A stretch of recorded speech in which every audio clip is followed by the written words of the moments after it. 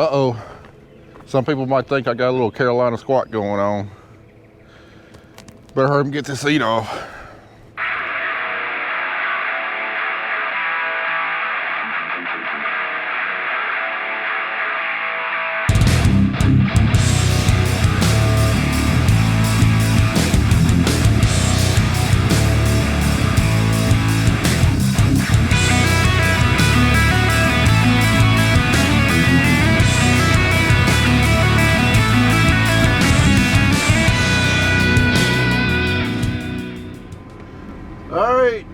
Day 2, or should I say take 2.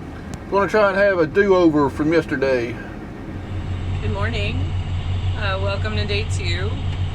Allergies have gotten pretty much all of us lately. Planters moved, water trucks moved. Zach is spreading fertilizer. Matt is out in the field. I'm in the sprayer and they're waiting on me. So I'm gonna get my butt out there, start spraying. I don't know how many acres we're gonna try and cover today. Close to 100-ish is the plan. The problem is we're on 2 farms that Matt and Zach did a lot of dirt work on. So, and that is not dried out. So it's gonna be a lot of weaving and warving and yeah. Yesterday was a long day, so another long one ahead, but it is beautiful.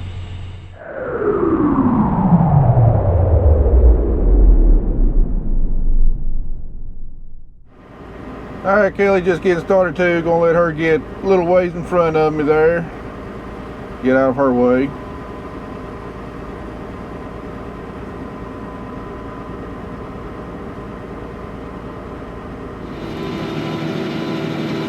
A new day in the cornfield.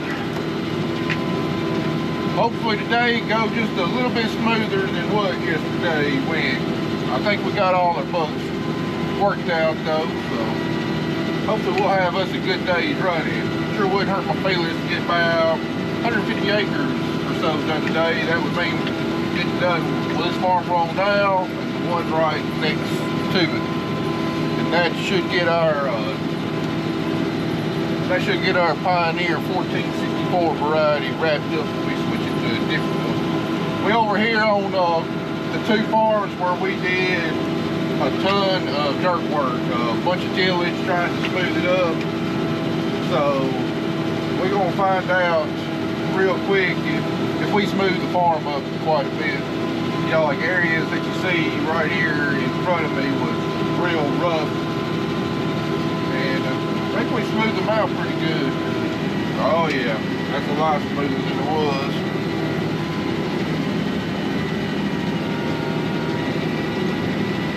Let's see what Kelly thinks. Does this farm seem any smoother to you? Yes, the middle is better, but the real test is going to be the bottom because that was the absolute worst.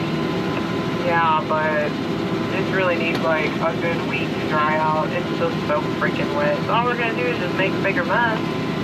Yeah, I wish some of these areas was a little drier than what they are, but I mean, we got rain coming in 2 days again. I mean, it is what it is. Not much we can do about it right now. Do you want me just to spray this entire farm and then stop? I spray everything on this side by Kim's house, and then we'll wait and do the bottom until I get a little bit closer up, trying to give that bottom as much time to dry out as possible. It is definitely a 3-ring circus out here. We got Zach spreading fertilizer, Matt planting, me spraying. There's a fertilizer guy. But with my dirty windows, still a beautiful day. So let's just hope and pray, everything goes very well today, because I think for everybody's sanity, we need it. Well, while we're on some fairly long straight roads, let me give you a tour around the cab, let you see all what I'm looking at. We got a lot of stuff going on in here. First off, we got our tachometer, fuel gauges, temperature gauges up there. Right there we got my TV, whenever some new videos come out on the YouTubes. And right here we got a IntelliView 4 monitor, but essentially it's a Pro 700, exact same thing. This is what we control all of our guidance with, transmission, target speeds, all that kind of stuff, all the steer. Here we got our multifunction handle, control hydraulics, our speed, auto steer, shuttle shift, shift up down, got our cruise button there, throttle, hydraulics down here, can control that. That's where we got our RTK Motomat that gives us sub-inch accuracy on our guidance. And I'm about to have to turn around. Be back in a second. Alright, over here got some other controls, got some different throttle settings, front wheel drive, differential lock. We can program some sequences in there. Right here is our hydraulic control box to control the different hydraulic functions on the planter. You know, we're operate the markers or picking it up, putting it in transport position, that kind of thing. This right here is something new for this year. This is our clean sweep control box to either take some pressure off our road cleaners, pick them up, or to add pressure to our road cleaners. And what I'm doing now was, as I go across a plowed section, I want to take some weight off the road cleaners because I don't want them digging down in the dirt and creating a trench that water will go down, and then we've got erosion problems. So good thing about when we added this system, I can now control how much pressure is on my road cleaner, and every time we go across a spot that we plowed up, I can take some pressure to maybe not raise them up, but make it where that they won't dig down into the loose dirt. And then when we get back into the no-till, then I'll put it back to where we're actually putting a little bit of down pressure onto the road unit. So we're adding about 45 PSI right there, and that's what I found out, that those road cleaners will almost float on top of the loose dirt at about that PSI. And then that we're out of it, we'll adjust it back to where we're putting a little bit of down pressure onto the road cleaners. Running about 10 PSI pressure on them. Alright, now right here is the heart of the planter, the brain that controls everything. Got a bunch of different stuff going on this screen, and if you want more in-depth know-how of how all this works, I've got a video I created a couple years ago. It's called How Ag Technology Works, Planter Technology. So check it out. If I can remember, I'll post a link up here somewhere. Anyway, this is my main screen that I look at while I'm planting. Right here, we got our singulation, almost 100%. We've got this is a new one right here on our closing system, the furrow force. You know, showing we got 97% ground contact of our press wheels back there. You know, trying to put on around 30 pounds on that press wheel. Right here we got our Downforce right here, got 100% ground contact on that. That's the actual downforce for our actual row unit. Then right here on this map, I've got it set for population because we're variable rate planting our seed, and you can see the different rates that we're putting out throughout the field there. So I mainly keep an eye on that, but I mean there's lots of different things that I can select from to actually map right there. And then on this screen right here, this is the applied downforce that the Downforce is applying to the row unit. You can see very clearly where we plowed. See that purple and blue streak right there? Well, all that ground is loose. Units don't require very much downforce to get 100% ground contact, so we don't apply as much. And this is really useful for you know, not compacting the ground, especially around the wall of the seed trench. That way you don't inhibit roots growing early on in the season. Right here is our population. Here's some right here some metrics coming from our smart farmers. I got organic matter and soil temperature showing. As you can see, the soil temperature is pretty warm for corn planting, which is good for us. Organic matter, I found it's not accurate compared to what my soil tests are. It definitely reads low. Got our vacuum pressure. Then over here, you know, we can change some settings on our closing system, our seeding prescription if we need to, and then our Downforce right there. Then we go over here to this screen. This takes away the maps, but gives us a bunch more metrics right here. Say we got a lot more data right there in the middle from our smart farmers right there. It also measures CEC, furrow moisture, clean furrow, and uniform furrow. See, this shows us our average spacing in between seeds, 6.33 inches, how many acres we done, doing about 21 acres per hour. The gyroscope here, now since we're going in a straight line, that's going to read 0. But that's the other really neat thing about this planter, because it's got an electric drive on every single unit. Each unit can be controlled individually. So when we're going around a curve, well, the inside row is not going to travel as much as the outside row is. But if you got a shaft driving all the units, well then that means that you're putting out the same population on each row. Well, when you're going on the inside of the curve, you're going to be putting out too high of a population because that unit is not traveling as far. And the outside row will not be putting out as a high enough population because it's going farther for the same distance the shaft turns. Well, that gyroscope measures the planter turning and will automatically adjust the speed on each of those electric motors to keep the spacing consistent from the inside row to the outside row as you're going around the curve. All right, watch that gyro. We're fixing to pick up on the end and turn around.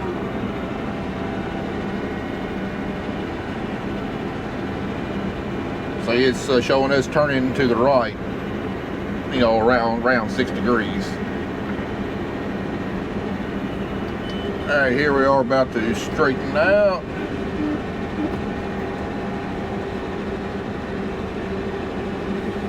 And there it goes, going back to 0. That's a pretty neat feature there.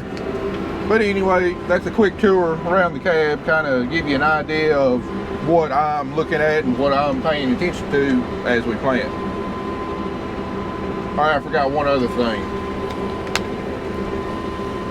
The radio. Kind of like my cell phone, I wish I could get rid of that. And now, he calls me and says, I need you to help me fill up the planter, so I'm going over here to help him fill out the planter. But I'm gonna have to shut down soon anyways. The wind's getting too bad. So they didn't say the winds were gonna be this bad today, and they seem to be getting progressively worse, so I'm pretty much ahead of him about close to probably 60 acres, so I think I'm probably just gonna shut down and come back after a little while. How about you, Kelly? Yeah. I'm gonna need to fill up with some seed here pretty soon. I could use a hand to speed it up a little. Oh, so me loading all the bags yesterday wasn't enough? Well, unfortunately, it only lasted until now. I have 294 gallons left, so I have 15 acres to spray. All right, I'll see you over in a bit. Sure, I'll stop doing what I'm doing. That's cool. I mean, seriously, you're like 50 acres in front of me. Ain't like I'm gonna catch up in the next 5 minutes. Well, do you want to do the bag lifting today, or do you want to mix up the worm dirt? I'll lift the bags. I'll be there in just a second. Ah, so she wants to work on her guns of steel again today.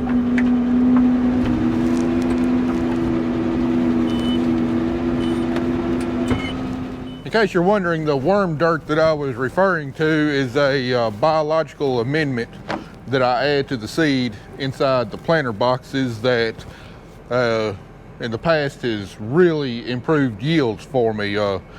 In 4 years of replicated trials that I did on our farm, we showed anywhere from 3 bushel per acre increase upwards to almost 20 bushel per acre increase, just depending on the year. And not only did it show an increase, the replicated strips where I had the treated seed did not lose a single contest compared to the untreated seed right beside it. So according to my research, it's about as guaranteed return on investment as any other product we've used. Anyway, what it is here is a micro-knock seed inoculant, and we apply it at the rate of 1 pound every 5 acres. We just mix it in with the seed real good inside the seed box, and it's got a bunch of bacteria and fungi in it that really promote plant growth, absorbing nutrients from the soil, that sort of stuff. One of the big ingredients in it is the azotobacters, and the azotobacters are free living species of bacteria in the soil that will convert atmospheric nitrogen to nitrogen in the soil that a plant can utilize, and corn's a very big utilizer of nitrogen. So and as expensive as fertilizer is, any free nitrogen we can get from the atmosphere and put in the soil, I'm a big believer in it. Our local UT extension agent that specializes in fertility says azotobacters can provide probably in the ballpark of 5 to maybe upwards of 15 pounds of nitrogen per acre. So at around a pound of nitrogen per bushel use, you know, that kind of explains a lot of the yield increase that we're seeing.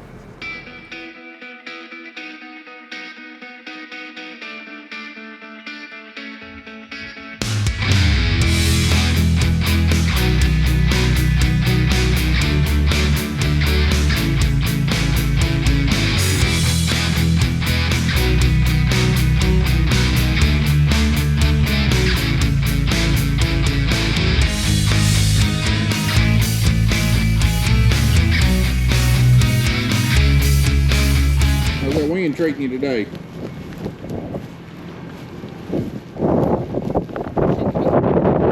got good water pump.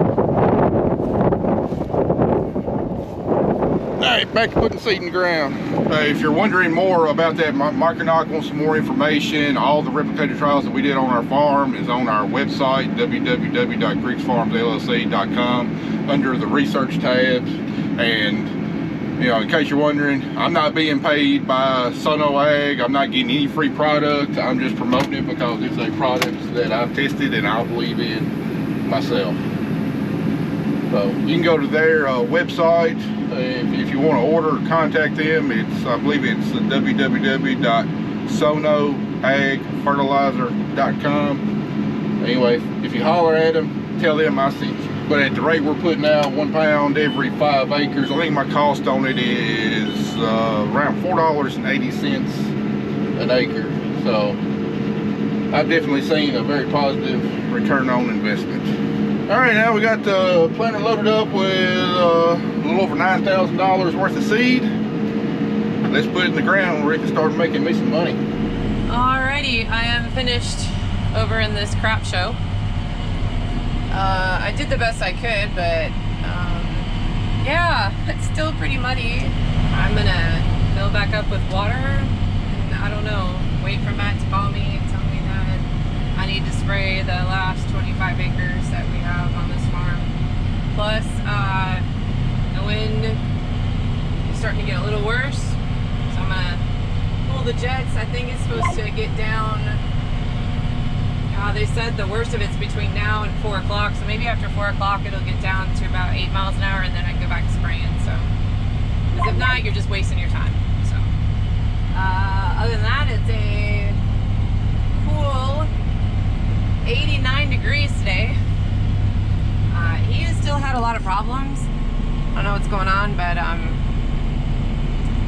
yep. So that's all she wrote for me for a while. All right, I noticed something on my monitor that y'all probably find neat. It's a good visual showcase of how the hydraulic downforce on this planter works and how it can be beneficial. All right, I just filled up a seed a few minutes ago. You can see me located right here. All of this I planted, you know, before I filled up a seed. You can clearly see the plowed up areas of the farm that's not requiring near as much downforce. In fact, where you see blue is where the soil is so soft that the hydraulic cylinder is actually picking up on the unit to keep it from forcing down in the ground too much. But you can see right here, these last passes I made before I filled up with seed, and then the passes we made after we filled up a seed, there's a pretty big difference. But we just put 3 bags of corn seed in each hopper, and those bags of corn seed weigh about 45 pounds a piece. So we put about 135 pounds of weight onto each row unit, because my planter has the hoppers on the row unit. It doesn't have a full fill system. So that's providing an extra 135 pounds of downforce. So the delta force is compensating by not having to force the row unit down as much.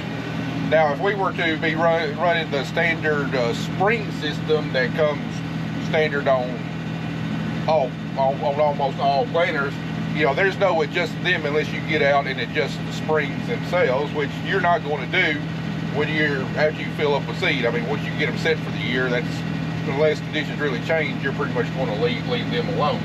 So if we were using a spring system, we would be applying a lot more downforce than what was actually needed to get the seed at a consistent 2 inches in the ground. So when you're dealing with kind of heavy soils like we still got right now, that can mean a real big difference in compaction in the seed trench. And you know, anytime you compact that soil down, it's less air pockets, less room for the roots to grow, and the roots have a hard time developing and reaching out as well as they do in ground that hasn't been compacted.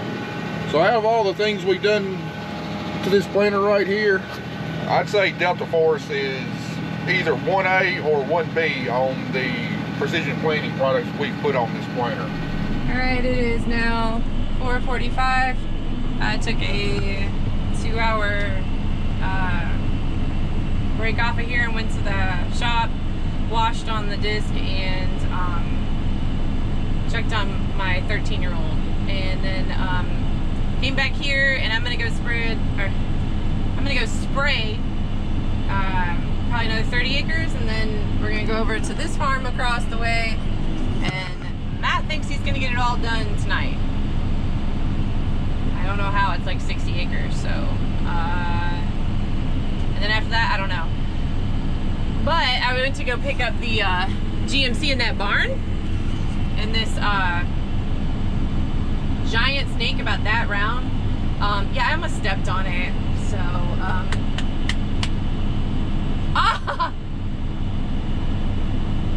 I hate snakes. No, so now my nerves are shot. I don't do snakes, so that's the city girl in me coming out. I will do everything else. I don't care. I draw a line on spiders and snakes. That's it. And I guess I need to start carrying a 45 on my hip to get rid of that as well. So 'tis the season, they're out. So last year this was really, really difficult to plant, lots of washouts. So now look at it. So far not too bad, but still pretty bouncy. Hopefully it'll be better after this year. Way better than it was last year. But yeah, a lot better. A lot better. I gotta say, all this work that we did smoothing these fields out seems like it's paid off. They are noticeably smoother, noticeably more rolling, not a bunch of sharp edges. However, it's still a little soft in places. You can see right there where Kelly cut some tracks when she was out here spraying, but I mean, it is what it is. Not much we can do about it. We might have to get out here after corn harvest if we have the time and maybe smooth up a few more spots where we tracked it up. When you're doing tillage in the spring, you know, that's kind of the stuff you face. There's only been one place where we actually made an erosion problem a little worse, and that's this waterway that we cut and graded with a dirt pan, and we just had so much water come down through last week where we did all that filling in, and then, you know, then smoothing it up with the disc and the dew, all that water come through, kind of scoured down to where our disc bit, and it's not any worse than what it was, but on the flip side, it's not better than what it was either. So might have to wind up putting a pipe in down there. But I'll definitely say this is the most enjoyable experience I've had planting this farm in the 3 years we worked it. My equipment's definitely not getting beat up as bad as it used to. I'll show y'all after a couple hours, we got a good kill on there. So just did that, and you can notice a time of probably about 5 hours. It's already working, so not too bad. I am following the rows around the edge of the field because I'm gonna go start the farm that is adjacent to this one. This way I'm not, you know, just running over corn best I can. So I know Matt's gonna be planting pretty late tonight, and we got some logs out here, so I'm gonna go move them out of the way. Zach spread fertilizer, and we got chicken poop on here, so we're double farting it. I got this joker down here who keeps wanting to stop up. Spraying paraquat will absolutely gunk up these tips. And I forgot my Dawn soap, so we found out that works. But I'm gonna check these tips in just a second. Put some gloves on. First, I'm gonna go get these. Don't need the brand new planter that I need to run in a couple of months, running over this stuff. So grab these and throw them in the ditch. So far so good. Not gunking up. I know the strainers probably are, but I don't have a go get a tool and take that out and make sure it's not gunked up. If it is, I'll have to clean them out in the morning. Dawn soap is the best thing for that, so I've got some at the house that I'll be able to bring out in the morning, and I'll just put that in the mixed tank. Get back in and finish this farm up. And I'm probably going to somehow find us some food. I don't know if I'll go to town or I'll make something, but I'm not gonna let him stay out here all night by himself. What is that? Giant pile of, look at this. What is this? Look at this. There's a giant pile of just whatever. All right, Kelly, let's just get it out the way. People say go to the gym. Welcome to my gym. I don't know how much we get done on it, just depends on how long I keep my eyes open tonight, I reckon. So I phoned a friend, because I'm not calling back. And whenever we plant varieties that have GMO traits for insect protections, we're required to plant a refuge along with it. While we were loading seed up, I noticed that one of the units was broke. A little after 1 o'clock or so, hey, I'm fading fast. I'm gonna go wake Kelly up and tell her I need a back rub. All in a day's work, right?